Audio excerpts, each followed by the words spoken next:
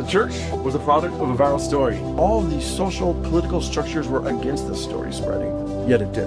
And I don't think that they don't have an interesting story to tell us, that they don't tell the interesting story that they have.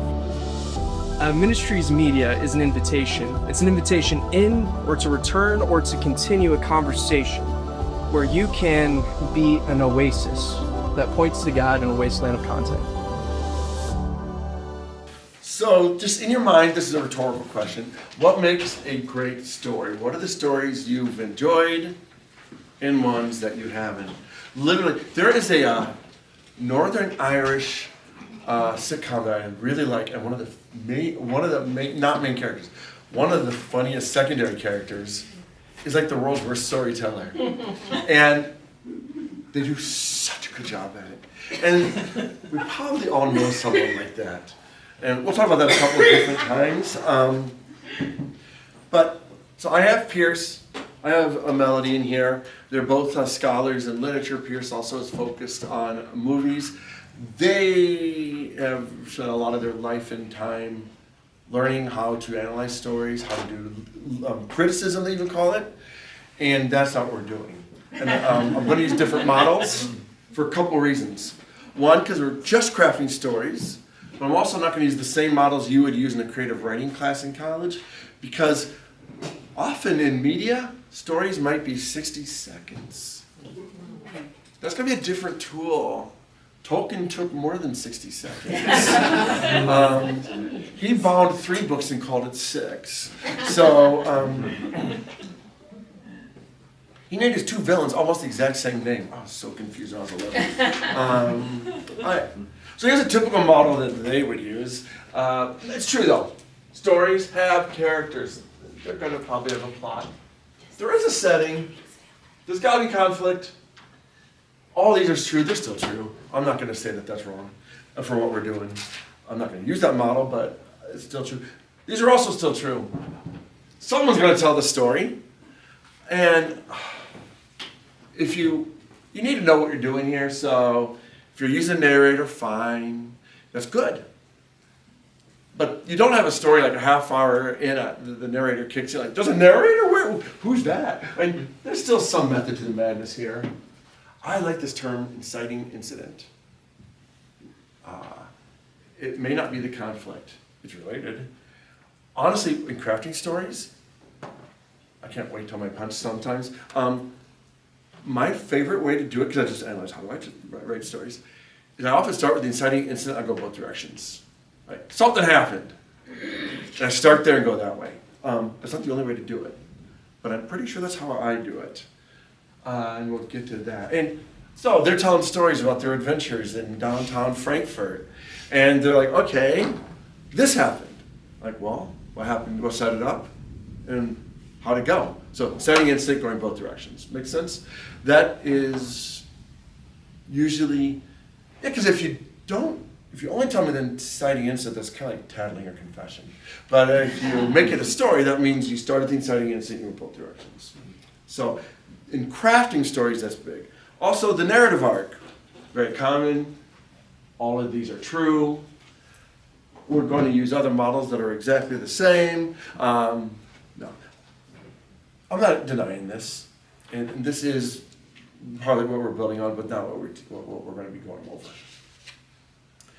The last one we're not going over, and the reason I'm pulling this one up is because the tool that we are going to use is copied off it, and the author of it agrees to that. He admits he copied this. He just made it applicable to media, because it's a kind of media. So this is not, I don't believe, my understanding, is not a literature professor, it's an anthropologist again, right? He didn't say this is how stories should be, he said these are stories are. Okay, so the next one is how stories should be, and if you're going to tell them, using this, now maybe one of the reasons that the individual felt a need to make this simpler. Also, the individual was telling 20-minute stories. So that's what we're going to start with. Dan Harmon's story circle. It's a circle. Okay. It is absolutely based on the other one. He drew it the same way. So let me tell you where he comes from. He comes from 2 TV shows. One I've watched through 2 or 3 times. The other one, I watched 1 episode of it yesterday so that I've seen it. So Community is one of his shows, Dan Hammond's shows. It's a sitcom. It's about a community college building community, which I went to a community college, Illinois Central College. In parts I saw as, yeah. In other parts I'm like, But that being said, it was a popular show. It hit a chord. And he admitted he had a pattern. And he had a way of going it. His other show is a cartoon called Rick and Morty, which I've seen 1 episode. I might watch more.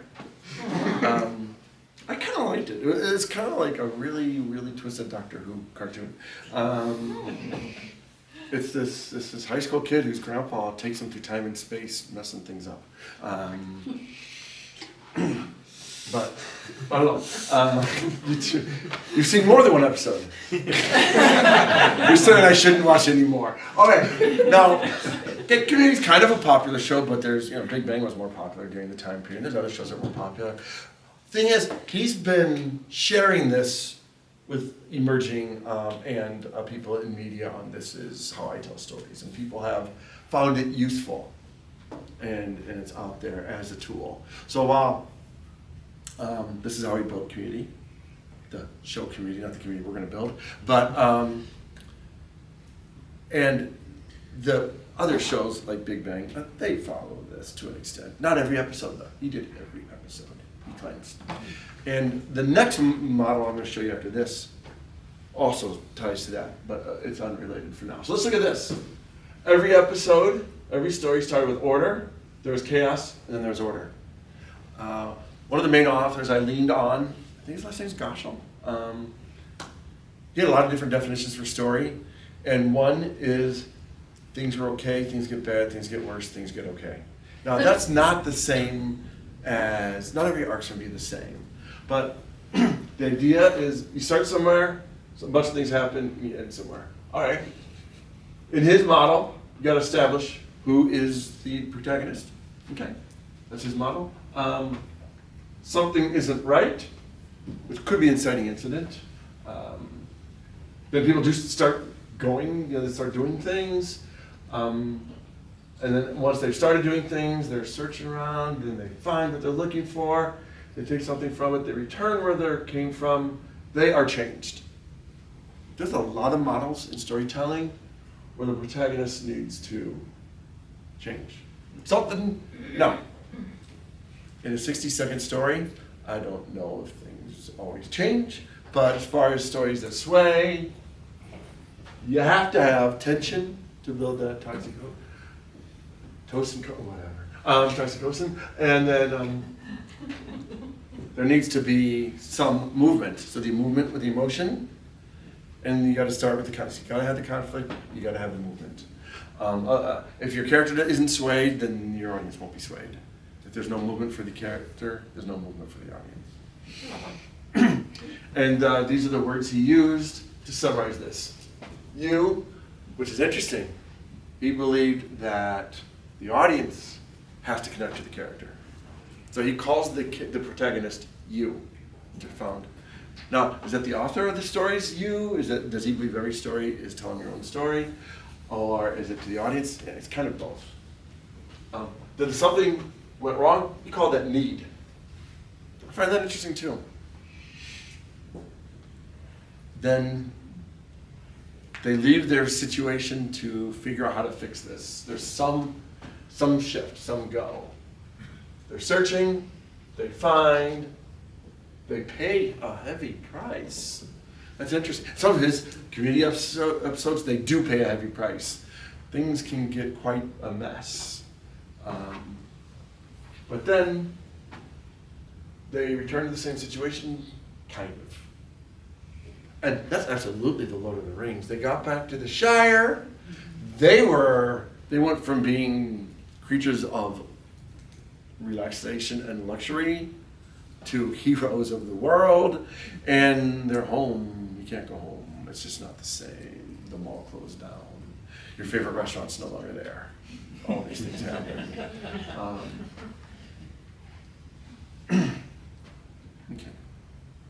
So we're going to revisit this model in the third presentation. We're going to watch 3 videos in the third presentation. We're going to line them up to models and say, how did this apply? Okay.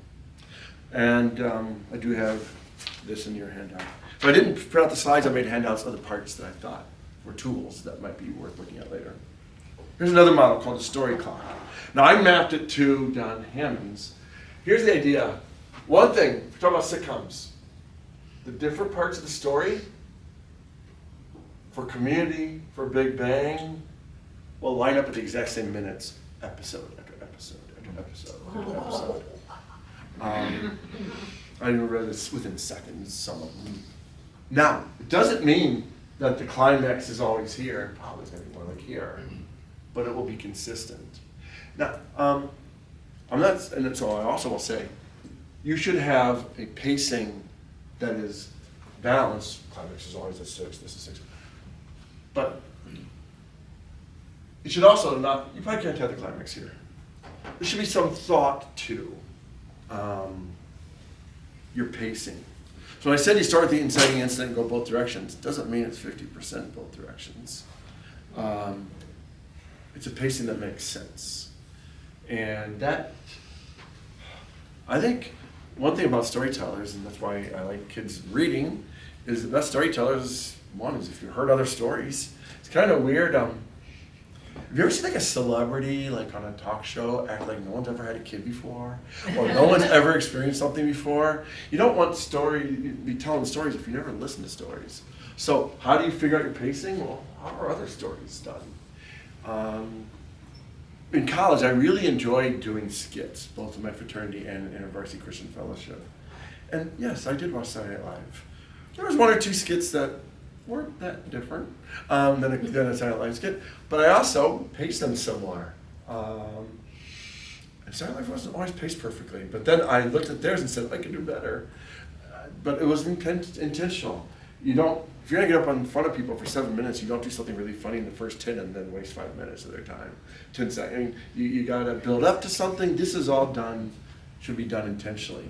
So the pacing of a story does matter. This is a tool that's used. I've seen like little manuals where people are like drawing lines. There are theories that like 2 parts of the story always have to be across, but not in the same spot. That's a whole thing you can read about. There's a whole set of ideas behind the story clock. They're easy. The writing on them is easy to consume. So if you feel like you need to work on your pacing, Google story clock tutorials. You'll find them. They're easy to consume. Not very long, like 12 pages. I've seen a couple different ones that were good. And then I've also seen how to teach it, and the people are drawing circles. And there's all kinds of stuff you can do with this. I don't think that's necessary unless you feel like you're not pacing it right and you feel like you could grow in that area. There's material on how to pace your story. I just want to identify that pacing a story matters, and it should be somewhat intentional. And I think most people who are decent storytellers do it through good habit because they've been listening to stories. There is another kind, there's 2 things.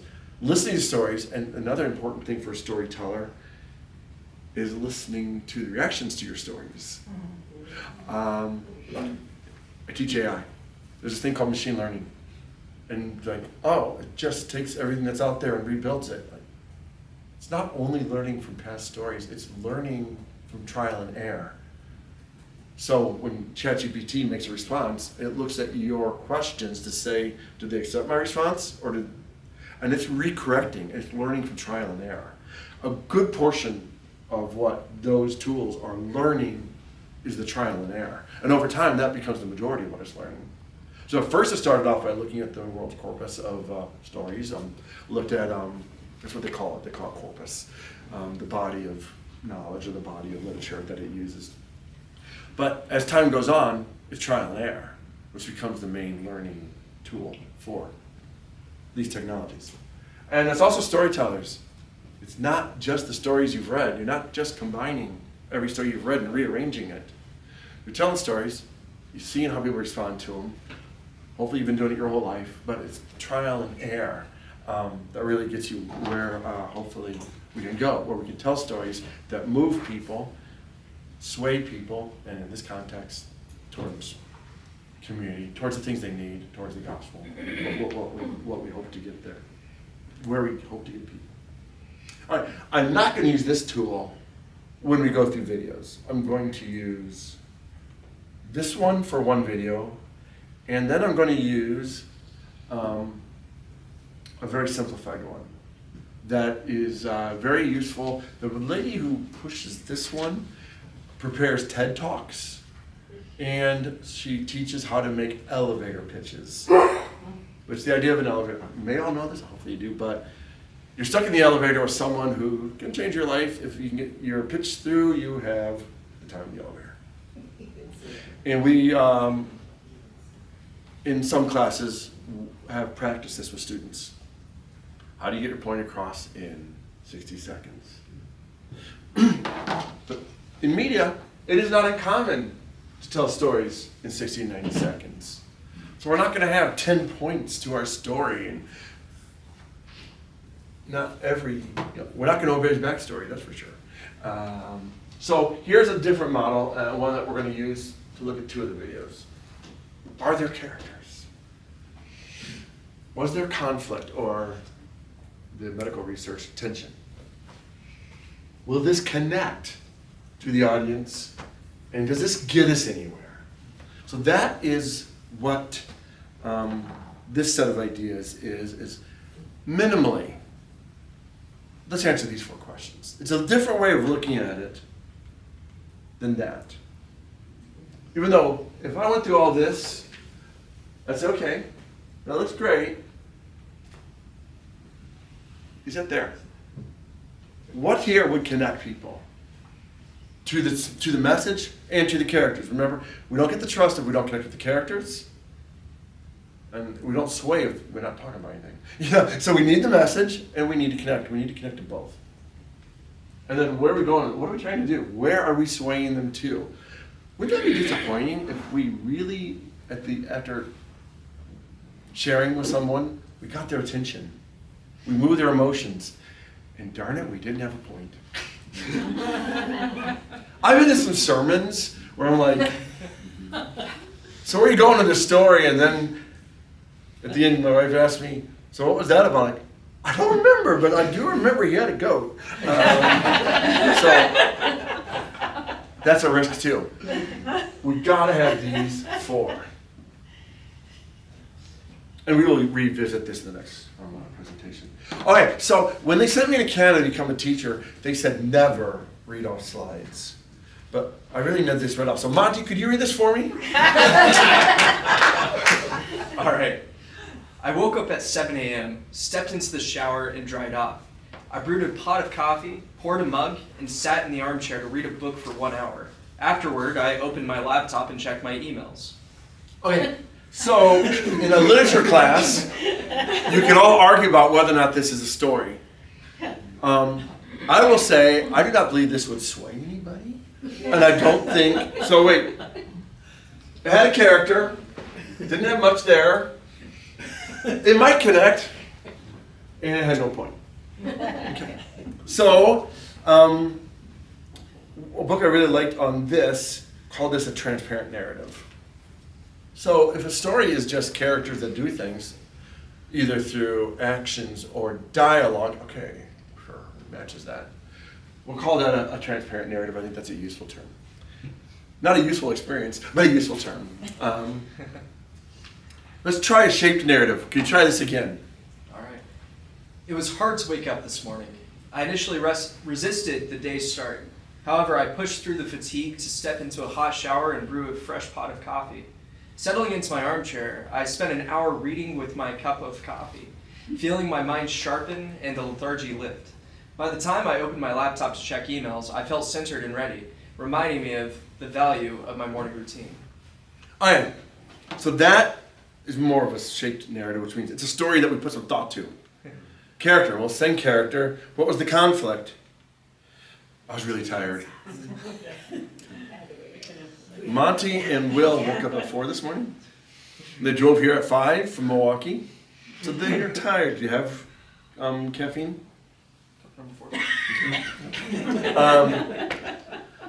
What's the connection?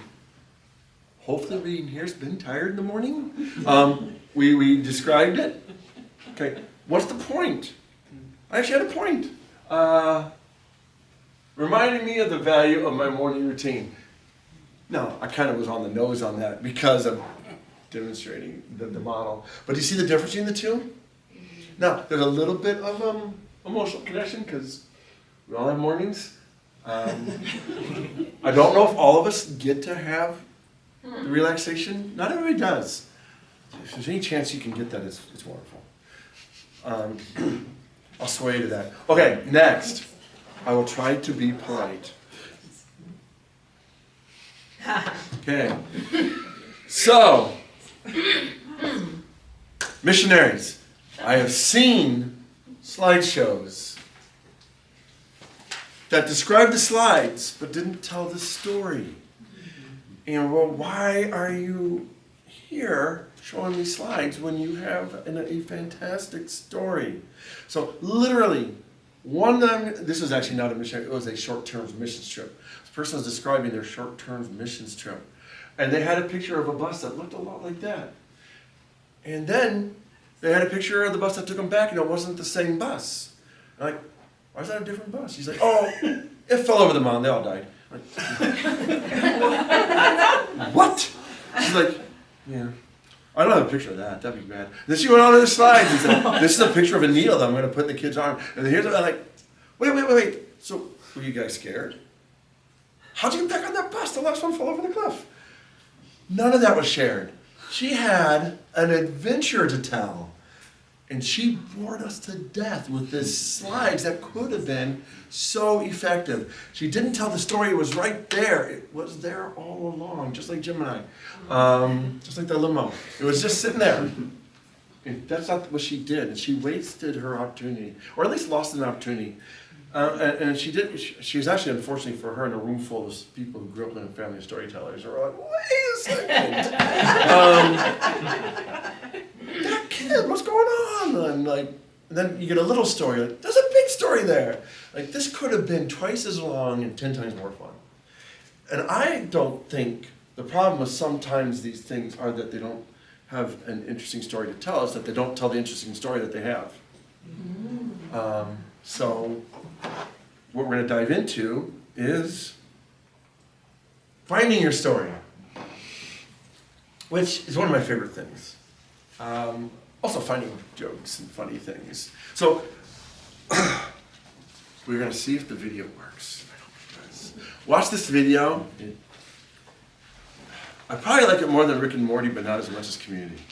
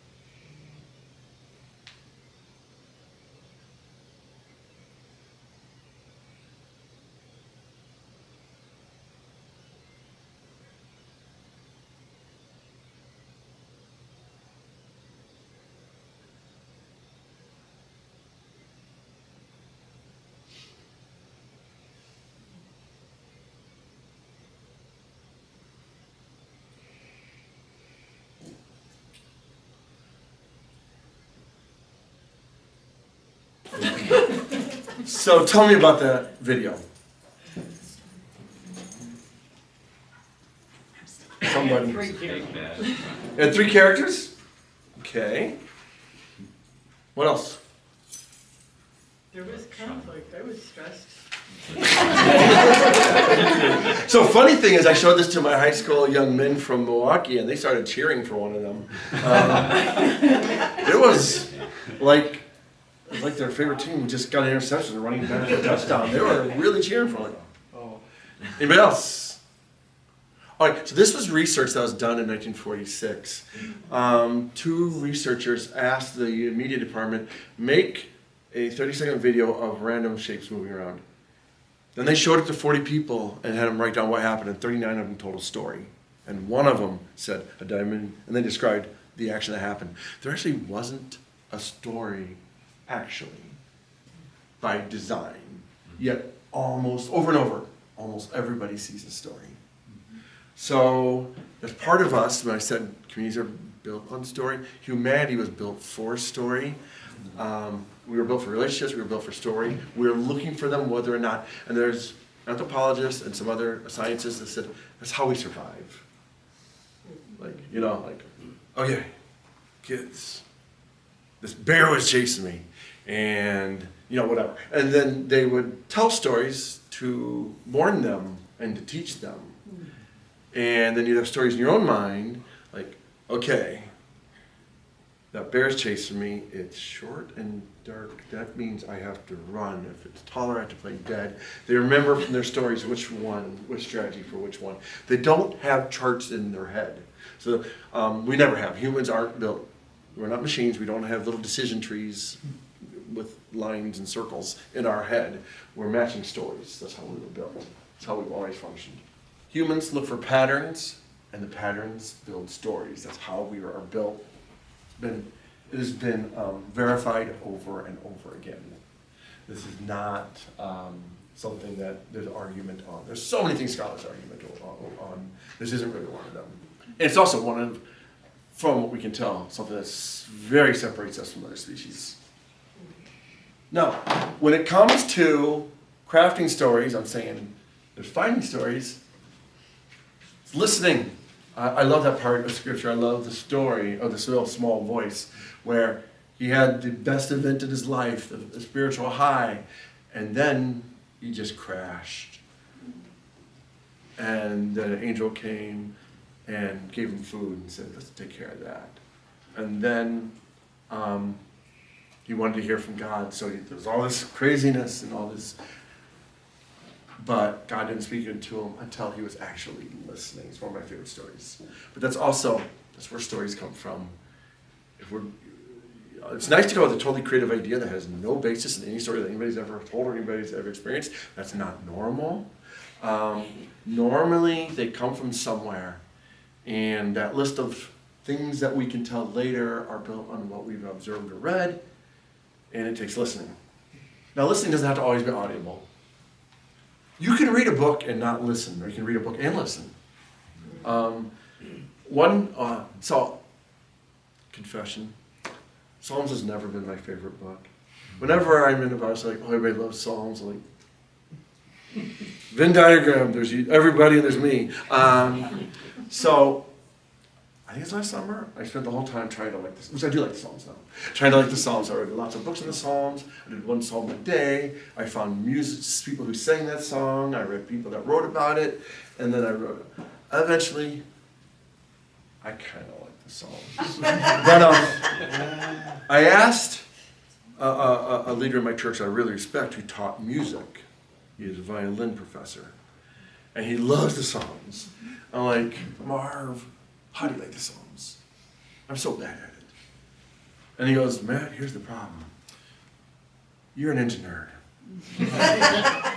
You like to accomplish things. You like to finish things. I said, do this. And then I did what he told me. So I already described what I did. He's like, one at a time. Embrace it. Maybe spend a week on a psalm. Well, no, I can't do that. I got to finish something. So that was never going to happen. I'd still be in the Psalms. That wasn't the goal. So yeah, you can read to finish and not listen. So if you're going to list, here's the things that might be useful later, both in ideas and stories. It takes listening, which is not the same as reading or hearing. Hearing and reading is not the same as listening. I think that's the best way to word it. Okay. So here's the model we're going to use, and this is mine, but it's adopted from like 3 different models of building, crafting a story. Okay. Now, it's got steps, but I will never tell anybody to start at the beginning and go to the end.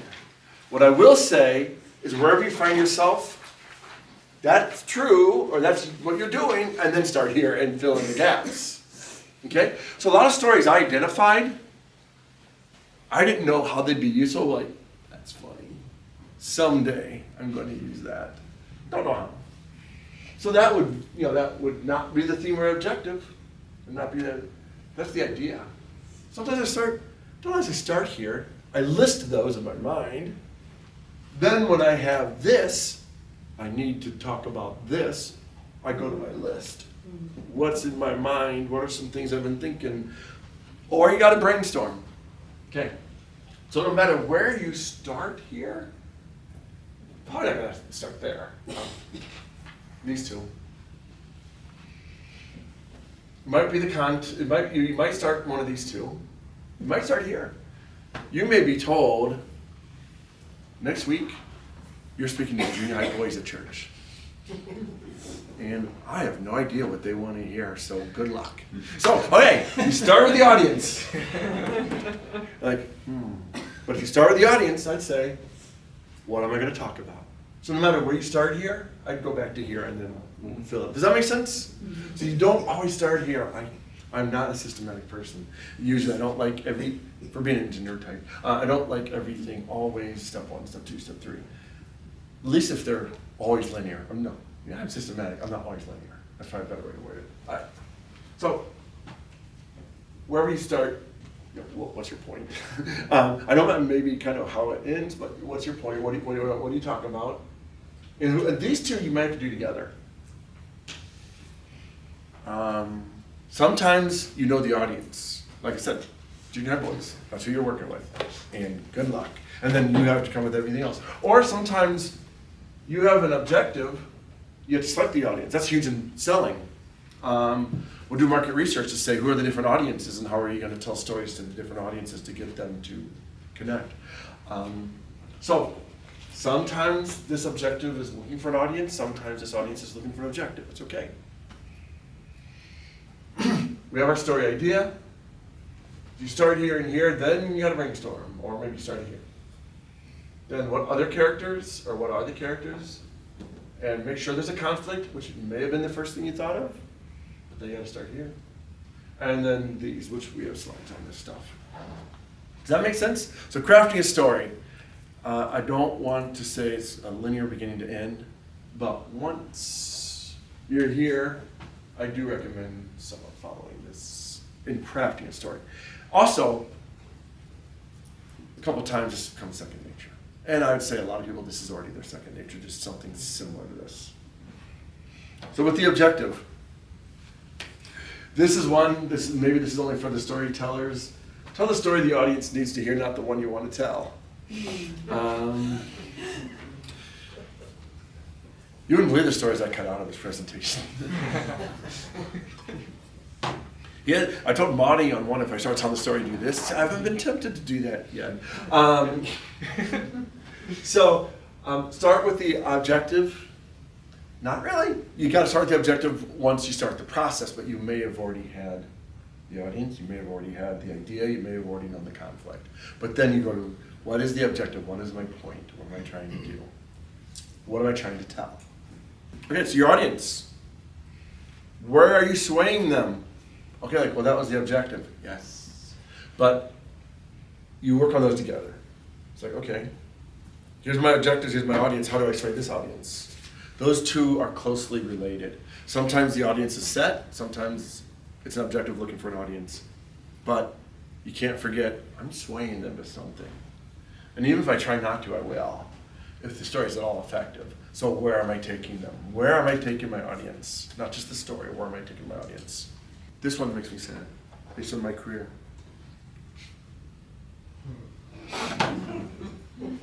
Now you're like, no, data sways. Here's an example. Here's some data. Think about what you make each year. We're cutting it in half. Okay, that's data. Like, no, that's emotion. I have a lot of emotion about that. The emotion is what the numbers didn't matter, what those numbers meant matter. So yeah, data can sway. Data can be a story. Like, here's the salary you make, here's half of it, that's what you make. Okay, that would give you an emotional response because you know what it means. But if I throw a bunch of other numbers, because one thing I think a lot of the numbers people don't get is they'll throw these charts, and you're like, so is that good or bad? 5% growth, is that normal, or is that the best we've ever had? And also, one of my favorite books when I was studying advanced math was How to Lie Statistics.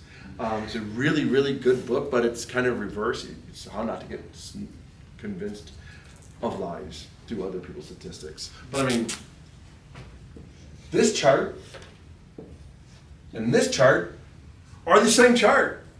It's up to the storyteller of where the numbers line up. And if two people are fighting over the same political topic from two different angles, one will have this chart and one will have this chart. It just happens. And I actually had a class at Concordia on telling stories through charts, math charts. It's data visualization. We actually have a class on it. I don't teach it because I can't teach everything, but I would like. It's a fun class. We have a class on data visualization. It's telling stories through charts and data. But when does it become a story? When the emotions, when they care, when they understand. So data does not sway, the emotions do. Now I can present the data in such a way to get emotions, but back to, I criticize people who have slideshows and don't tell you the story. Same thing. We've all seen slides of money and not telling the story. So the church I go to now and the church I went to last was pretty good at this. But say you put the church budget. It's like, okay, there's some big numbers there. What's it supposed to be? Is that good? Is that bad? But then they can say, here's the last 3 years. Here's where we've been faithful. Here's the decisions we've made, and here's why we've made them. So now there's the story, not just a bunch of numbers. So, and I would say most people, if you don't tell them the story of the numbers, they come up with a story for the numbers, just like the diamonds and the circles and the things. So you probably should be telling those stories. Identifying your audience. Okay. One thing, so when we talk about websites, the sway is to sway them to a product or service. And that's okay. We're allowed to make a living. And also, the seminary, they need students to take classes. And that's kind of a core part of what they're doing here. And it is good for to have a website that would promote people signing up for classes, people signing up for forums, people signing up for reading groups. That may be targeting. But let's still balance that and only target when it's appropriate. Sometimes our audience we're serving, and sometimes we're targeting them in a serving way. So just take some thought to, but don't make the audience, because remember, our message will easily evoke emotion within them. Don't make them feel targeted. That's important. So with our audience, I have these words here, but what should the audience know or think? So we're talking about where are we swaying them? What should they feel or do? Where are we swaying them? Where are they coming from? That's identifying the audience. So if I'm going to take somebody somewhere, where are they starting? An interesting thing where I teach, one of the programs is called computer support. Okay, and it's fascinating. There are students in this program, if they get a job at the Geek Squad at the end of their 2 years, that would be a huge life improvement. They'd be so happy. Other students in this program who work at the Geek Squad, and they're going to school to not work at the Geek Squad. True story. And what I discovered, because it's not the way like accounting or nursing is taught, where you all become the same thing, is across a spectrum. Student starts here, we try to get them here. student starts here, we try to get them here. Not everybody's going to end up in the same place. That is different. Even law enforcement. Like, okay, they all become cops. Like, no, under half. Like, well, like, some of them can't become cops. Because, wow, a third of the people in Wisconsin had OWIs. Like, well, that might get in the way. And if they ever did shoplifting, then that will get in the way. But we can't, as a public institution, exclude them from being in the program. So we're not all getting the same goal. Now, nursing, yeah, it's a license. You really shouldn't you shouldn't be memorizing 4,000 medical terms and if you can't ever do the job because you're not allowed to. No, that's not, but most of our programs do this, which is different. So we're not always, that's just an example, we're not always trying to get everybody in the same place. Sway is movement, not necessarily. So I know when you do an altar call, we are trying to get everybody in the same place. Or are we? I've been in a lot of altar calls where I'm quite positive there's zero chance nobody in that room has done one before. Like, we were at a funeral and then an altar call at the end, like, there it is. Zero chance anyone here needed an altar call. But does that mean it has no purpose? Or is it a reminder of our faith? A reminder of the origin of our faith?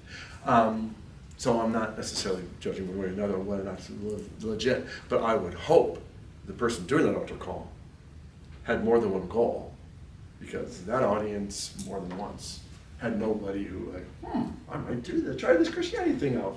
I mean, so I'm hoping that it was more like this than an altar call seems like it is. I don't know, I've never done one. I've never been the one doing that.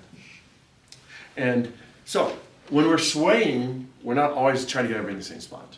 And I'm saying maybe, even in an altar call that may be true. It may seem like it's not true.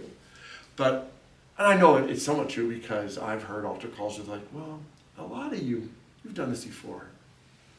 But are you where you want to be? Is there some change in your life? Yeah, I've heard that before.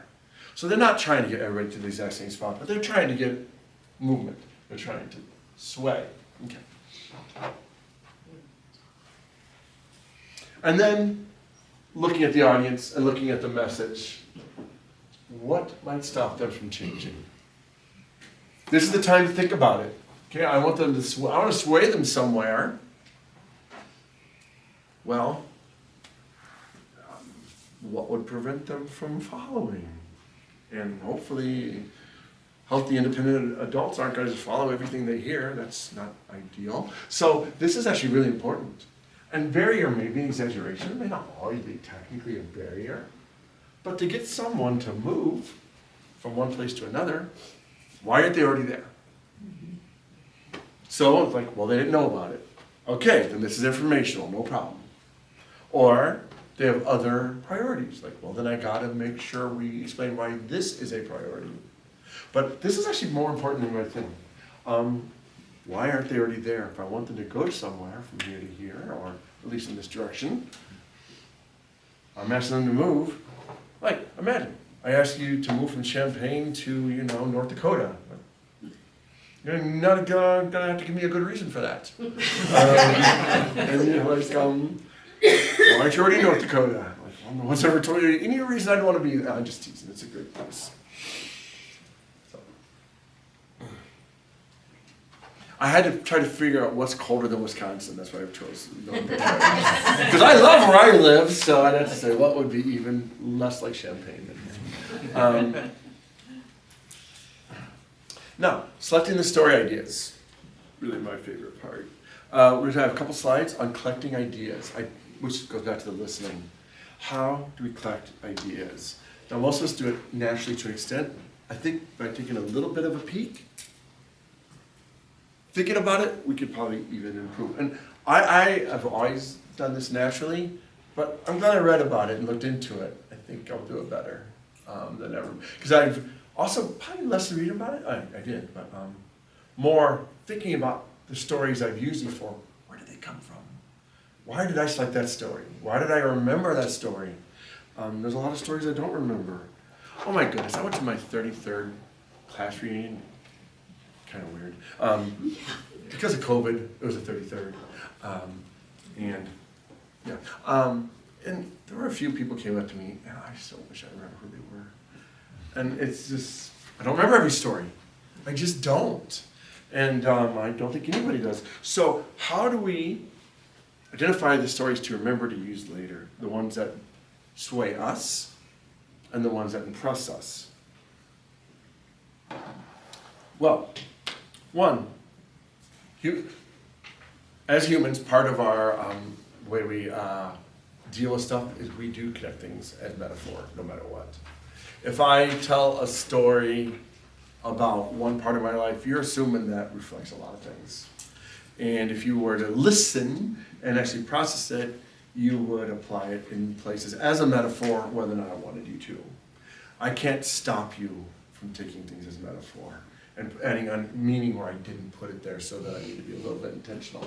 So when I identify stories, these are my purposes. These are the kind of sway I might want to use. Stories that would be useful, metaphors that would be useful to introduce a new concept. So I was at P.F. Chang's about 30 years ago, no, 27 years ago, I think it was, and I teach computer science. And the waitress came up and said, I have an array of desserts. And everybody on my table said, don't say that, he'll use that for the rest of his life. And I just did. Because now, when I teach this idea of arrays are a collection of the same type of thing. They're all desserts. If I had a wonton in there, it would not be an array of desserts. So that's how I teach the idea of arrays from P.F. Chang's, the Chinese restaurant. And everybody at the table knew, he's going to use this forever, lady. You shouldn't have said that to this guy. And that was long before I was really good at that kind of stuff. Metaphors that will help generate new ideas. Metaphors that might empower others. So inspirational maybe. And ones that could help guide change. So these are some of the ideas of metaphors. If I made this list tomorrow, I'd probably come with 4 different ones. I'm just trying to point out, so I didn't make a slide on that one, because I'm just trying to point out there are categories, and they're probably different for everyone. And for me, they're probably not going to be the same every 10 years. I'll probably look at it differently. But there are categories of the type of stories you'll tell and the type of metaphors you'll be sharing. Now, collecting and tracking story ideas. I broke them into 4 categories. I worked with Monty, and I had to combine 2 and make his 4th, which is actually a really good one. So, stories that I remember over time, aha moments. So, the picture on the left, Will was there. So we were in Mainz, Germany. No, we weren't. Yeah, we were. And we saw, was that the one with the beautiful cathedral? Mm-hmm. Okay. We saw this gorgeous cathedral. It was amazing. We had some really cool stories there. People sharing how they viewed this house of worship. 3 or 4 students shared their view, and it was really, really interesting to me. Kind of enlightening. That's cool. Afterwards, we're walking down the street. I think it was Mainz. And we're trying to get to where our bus was, but we had a few minutes. And the other teacher's like, what's that? And we're like, that front looks different than the other ones. Like, oh, it's kind of cool. And then this old lady came up to her and said, darling, you should go in there. We're like, okay. And we went in there, and there's the most beautiful Baroque chapel. It wasn't on the list. I couldn't even find it on the web later. And it was stunning. And we were like, because the other ones were medieval and Gothic. So yeah, it's a new chapel. It's only 400 years old. Who cares? But we did. And it was inspiringly beautiful. And we could have easily missed it. So that was the aha moment. Don't rush too much to the bus. There might be something cool between here and the bus. Especially if you have time. Don't overschedule. Could be another thing to point. We actually had an extra 10 minutes. And we didn't really overschedule. We left a little room for ahas. So that's an example of an aha story. Funny encounters. Well, we could do that all day. I hope you remember funny encounters. I will describe one next presentation that I used for a story that you have already heard. Growth stories. I don't have time for it, but there's a family member who literally dropped out of college, lived in people's friends' living rooms as a couch surfer, which is another word for homeless. Very quickly, through a lot of effort and a little advice from people, but worked his own, had an extremely successful career. That was a big U-turn from where he was at that moment. And super smart person and an extremely hard worker. Just needed a couple, try this. And he did, and he did, and he did, and he did, and everything he did worked out. It's just an amazing story. And I've shared the real story with other people in career advice, because it's part of my job. And that's one of the main stories of a person who, from homeless to, has a really, really good job. Through a little bit of effort, but it's a really natural story that's quite interesting. There's a couple funny parts on that story. And then there's the cautionary tales. No, I'm not allowed to do any details, but there was a time when a student got concerned that I would use a situation that I was working through as a story for other students. It was really humble. It's like, oh, you're going to use this as a cautionary tale to other students. Like, no, I won't. This isn't a very interesting story. Was my response. But I wouldn't, the situation, but the fact that he said that, I will be using that, because that was really kind of hurt. Like, I gave up an hour and a half to talk to you, and now you hurt me at 1:30 in the morning. But no, that was actually good to hear. It was good to understand. So that's a cautionary tale to me about cautionary tales. So these are, I think these are 4 decent categories of the type of stories you might collect. And we got another one. Any other type of story you might remember?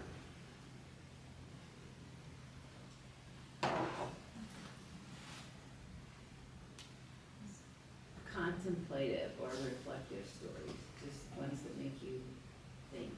I think that's the one Monty made me get rid of. No, just teasing. This is a combination of two. I like that. And that's a little similar to this and this, but no, it's good. And that's important. It's something that as we mature, hopefully we respect it more and more. Sometime when I was in my late 20s and someone who knew me as a child said, how's life? He's like, I'm tired. He's like, welcome to adulthood, Matt. Like, I want to go to bed. I don't want to stay out till 1. He's like, you've grown up. You know, and contemplating is like that. The more you've experienced, the more you have to think about, and those stories do present themselves and have a lot of value. Anybody else? Another type of story or another? Anybody ever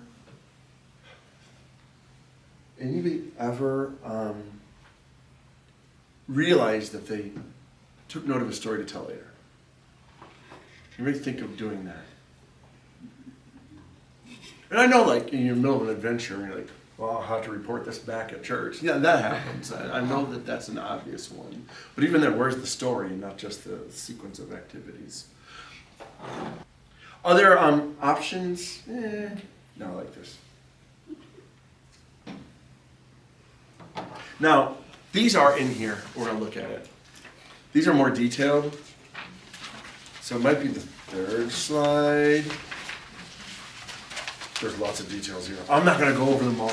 I want to point them out. 4. Page 4? Yeah. Thank you. Yeah. So this is the next couple slides, which I'm not going to go over in detail. I want to say, here's the tool that I'm giving you for later use. So, when you think about the character and conflict, there's some functional filters, like, and you could, if you feel like you need a tool, answer these questions. The protagonist. What if you can't choose the protagonist? Okay.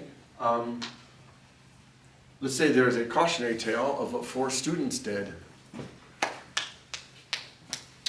So, who's the protagonist? Well, there's probably, you might need one. You maybe not.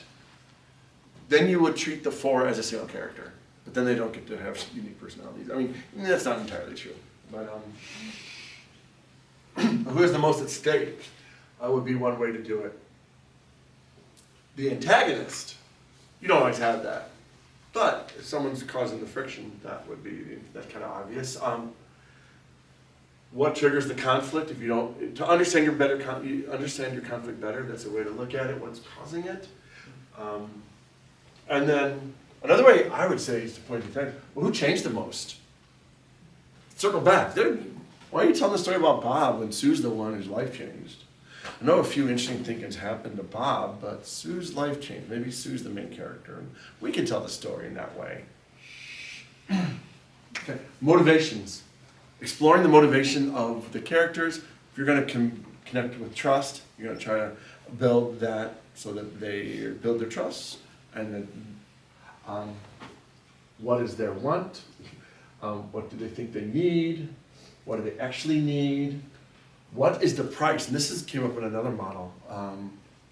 What are they going to pay for it? So if there's a conflict, but there's no risk, so there's tension, but is someone fixing it? Even if you baked them a cake and gave it to them, well, you had to bake a cake. Some people love doing that. Some people see that as effort. And sometimes there's a choice. And if there is, don't skim over it. A choice was made. One of our case studies in the next presentation is big in that. Now, going back to the circle, this is part of it, what details will lead to where you're going? One of the worst parts of crafting a story is cutting out the parts you like. It's like a coach who knew all these kids in kindergarten can only keep 7 of them. You have to cut some. Sometimes the parts of the story you like are the parts you cut. Some of the slides I liked aren't here because they really didn't get me where I wanted to go. So, I like this. The signal versus noise audit. Strip away the clutter. Does this move the character towards the culmination? Does it show who they are, not just what they're doing? So if there's an interesting side thing they're doing, but it doesn't add to the rest of the story and doesn't get us anywhere, frankly, that's another story. Some people think that The Lord of the Rings should have another movie on Tom Bombadil. Because they felt, Jackson apparently felt that Tolkien did that and told a little story that really didn't lead to the rest of it. Does it reinforce the message? If it's removed, does the story work? No, we're not to get rid of everything. But that's another thing to look at it. Also, make sure there's a contrast between the beginning and the end. We say the character's moving, make sure that contrast is clear. So if details add to making that clear, that's good. If details hide the contrast from beginning to end, then that's not helpful. Just another way to look at it. There's more details in your handout. Now, the details that connect to the audience. Big one there is starting at the beginning, end, and work your way backwards. And I had the details here. Make sure the point of the story is never lost.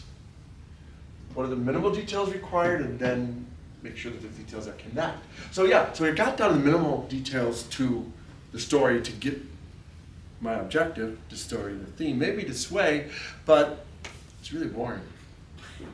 And there's some things that happen that really should be shared for lots of reasons. The emotional connection of a very boring story is not there. Remember, they had to pay attention. They had to maintain attention, or oxytocin is not produced. So, friction, do the details distract or clarify the tension? So, minor characters, what they're wearing is probably not as important as what the main character's wearing. Things like that. And don't tell me the verbs without the feeling. We took the bus up a mountain, okay? We were really scared because the last bus fell off the mountain. That's not the same story, come on. Don't skip those details. Make sure that the feeling is shared, not just the actions. It's not an agenda, it already happened. Okay. Beware of overfitting. Now, this is a math term. So it's possible to make a predictive model that only works with the test data. and doesn't work in the future. That's overfitting. That means, I made this statistical model. It's 99% accurate for the test data, but it has no use in the real world because it is overfitted. That's a math term. But it also matches stories. So I have this grandpa telling stories, and he named every character after his grandchildren, and it was all things they did the day before and would make no sense in a week. So inside stories can be they don't build community as much as people think. Overfitting and over reliance on inside stories and that day's events, because we want to have a guest. If we want to grow, if we want to build community, that means there'll be other people. If we're doing it through media, then we're clearly making things for people that were not there. So overfitting stories is a risk. It's a huge one in AI and statistics, building models. So overfitting, an example, is if I were to make a weather model based on what happened for the previous year, and I could make a model that predicted what would have happened last year to 99%, but then it's just not right in the future. Like it only matches that. That would be a model that was way overfitted.